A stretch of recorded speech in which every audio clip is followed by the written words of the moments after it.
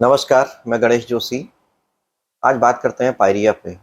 आखिर मसूड़ों में तमाम तरह की दिक्कतें होती हैं जिसे पायरिया कहा जाता है और यह पायरिया हमें कितना परेशान कर सकता है? क्या यह हमारे शरीर में को भी अन्य जगहों पर भी नुकसान कर सकता है? इस पर बातचीत करेंगे और बातचीत करने के लिए हमारे बीच उपस्थित हैं वरिष्ठ डेंटिस्ट डॉक्टर भावना पांडे जी। मैं बातचीत करने के लिए आपका स्वागत करता हूँ। नमस्कार, आपने समय दिया।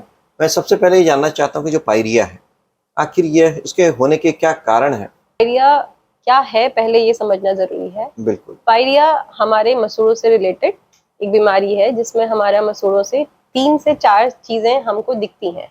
पहला, अगर आपके मसूड़ों से खून आ रहा है।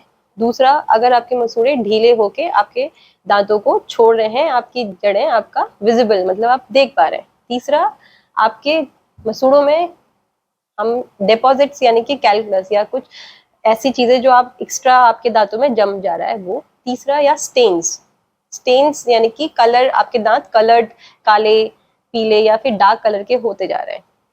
पायरिया सिर्फ खाने की वजह से सिर्फ नहीं होता है।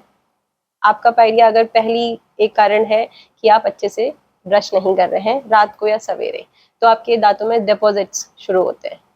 या फिर आप के पास पायरिया अपने आप में कोई आपके जो सलाइवा है उसमें कोई बैक्टीरियाज हैं जिनकी आपके साथ आपके बैक्टीरिया सलाइवा के साथ जुड़ रहे हैं और वो डिपॉजिट्स कैल्कुलस हम जिसे बोलते हैं वो आपके जमा हो रहे हैं। नीचे के दांत में पहले शुरू होते हैं फिर ऊपर की तरफ से।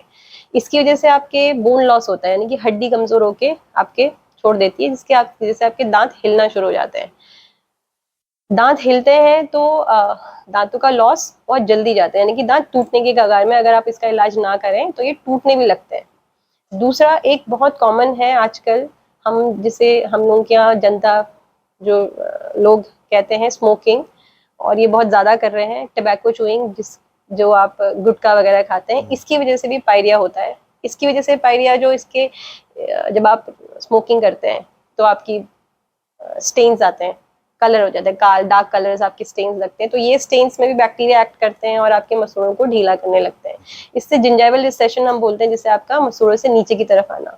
आपके मसूड़े नीचे आएंगे तो आप में सेंसिटिविटी शुरू होती है, दांतों में दर्द होने लगता है, ठंडा गर्म पानी उसमें। और आगे की तरफ जाकर आपको, हम इसे पेरियोडोंटाइटिस बोलते हैं, यानी कि आपके दांतों में पस भी भरने लगता है। तो ये 2-4 चीजें हैं जो पायरिया में होते हैं। जी। पायरिया आसान है।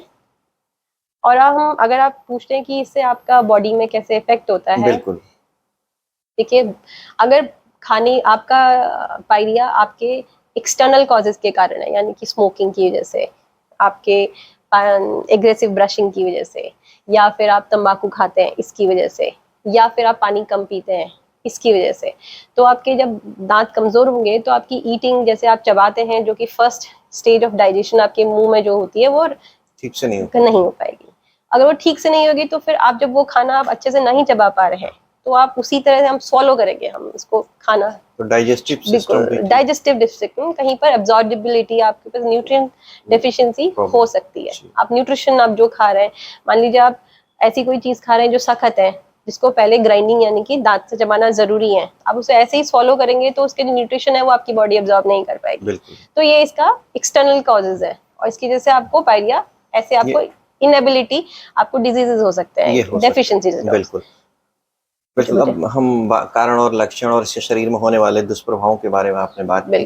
अब हम जानते हैं कि क्या इसका उपचार संभव है, तो किस किस तरीके से इसके उपचार हैं, या आधुनिक कौन सी ऐसी टेक्नोलॉजी है जिसका उपचार किया जा रहा है? उपचार बहुत आसान है और बहुत कठिन है। आसान इसलिए है कि अगर पेशेंट्स एक्सटर्नल कॉलेज जैसे ब्रशिंग अच्छे से नहीं कर रहा है तो रेगुलर ब्रशिंग करनी है। ब्रशिंग के सही तरीके जो कि आपको एक आपका डेंटिस्ट भी बता सकता है। और अगर आप ये हम लोग बहुत सारे हमारे सेमिनार्स होते हैं, आप ओरल आप इतना भी डालेंगे यूट्यूब या ऐसे आजकल सभी लोग फॉलो करते हैं, तो वहां पर सही तरीके ब्रशिंग के, तो ये सबसे आसान काम यहाँ से शुरू होता है। Brushing is the easiest way to prevent periodontitis, यानी कि ये सबसे आसान तरीका है जिससे हम पायरिया प्रिवेंट कर सकते हैं। दूसरा, अगर आपको वो ऑलरेडी हो चुका है तो स्केलिंग एंड पॉलिशिंग एक फर्स्ट स्टेज ऑफ पायरिया में, जहां पर सिर्फ स्टेन्स हैं, मसूड़े फूलना शुरू हो गए हैं, तो हम डॉक्टर्स के पास जाकर रेगुलर बेसिस पे आप स्केलिंग एंड पॉलिशिंग कराइए। First and second and third stages जो आपकी, फर्स्ट स्टेजेस में हम रेगुलराइज करेंगे, ने सफाई कर दी। सेकंड स्टेज में हम उसको मेंटेन करेंगे। मेंटेनेंस हमारी तरफ से भी होती है एज अ डेंटिस्ट कि आप हमारे पास आएंगे, हम आपको रेगुलर सफाई करेंगे। दूसरा आपकी तरफ से भी होगी, जो आपको हमने प्रोटोकॉल दिया है कि आपको कैसे ब्रश करने हैं, कब कब ब्रश करना है, मुंह किस तरह से साफ बिल्कुल, और आपको क्या क्या अपने खाने और पीने में चेंजेस लाने हैं। अगर आप स्मोकर हैं और सफाई कर रहे हैं तो उसका कोई फायदा नहीं होगा जब तक आप स्मोकिंग नहीं छोड़ेंगे, वो वापस से आ जाएगा। वैसे अगर कोई डायबिटिक पेशेंट है, उसको पायरिया है, तो जब तक उसका डायबिटीज कंट्रोल में नहीं होएगा तो वापस से आ जाएगा। बातचीत करने के लिए धन्यवाद। नमस्ते।